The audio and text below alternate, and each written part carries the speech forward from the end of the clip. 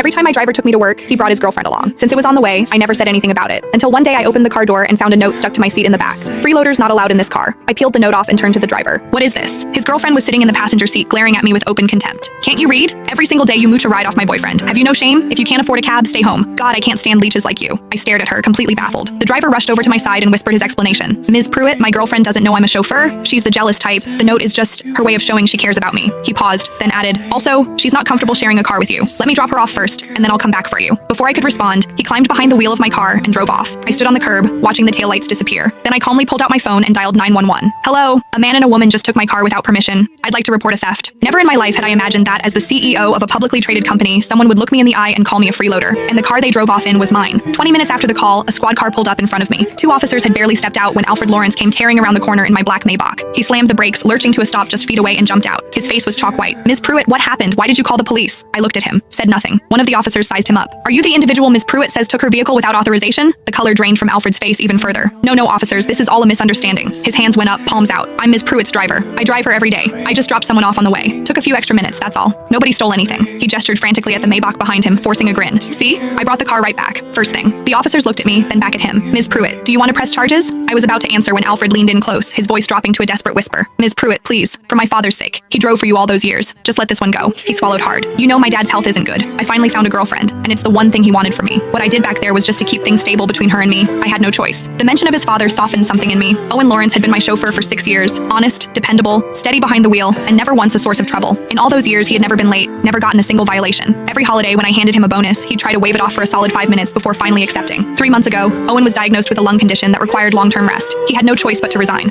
On his last day, he stood in my office, rough hands twisting together, clearly wanting to say something but unable to get the words out. Finally, face flushed with embarrassment, he told me his son Alfred had just lost his job. If the company had an opening, could I possibly give the boy a chance? Owen had been an honest man his entire life. He had never asked anyone for a favor. That was the first time. Out of respect for him, I said yes. For the first 2 months, Alfred did fine. Though he wasn't exactly the kind of driver who never gave you a moment's worry, he at least did what was expected. Pickups and drop-offs were on time, and the car was always spotless. But starting last month, things changed. The day it began, Alfred came to pick me up, and there was suddenly a woman caked in heavy makeup sitting in the passenger seat. I stared, confused. Alfred hurried out to open my door and explained in a low voice, Ms. Pruitt, this is my girlfriend, Kara Fox. Her workplace is on the way to the office, so I figured I'd give her a ride. I nodded and said nothing. Giving someone a ride along the way wasn't a big deal, but gradually something started to feel off. What was supposed to be on the way turned into a fixed daily routine that never varied. Every morning, Alfred picked up Kara first, then came for me. At the start, Kara just liked snapping photos in the passenger seat and posting videos, showing off to people that she was riding in a Maybach. I could understand that. She was young. A little vanity was normal. What I couldn't understand was the look she gave me every single time. It was pure disgust, as though I owed her $1 million.